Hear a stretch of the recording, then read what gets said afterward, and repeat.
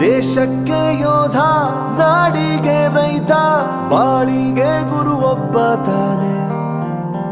ಅಕ್ಷರ ಕಲಿಸೋ, ಅಜ್ಞಾನ ಅಳಿಸೋ, ಅವನೂನು ಅನ್ನದಾತಾನೆ.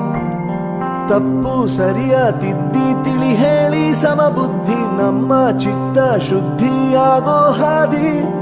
ಎಷ್ಟೇ ದೂರ ಹೋದ್ರೂ ಮರಿಬೇಡ ನಿನ್ನ ಬೇರು, ನಿನ್ನ ಸಾಧನೆಗೆಲ್ಲ ಇದುವೇ ಆದಿ. ಪಾಠಶಾಲಾ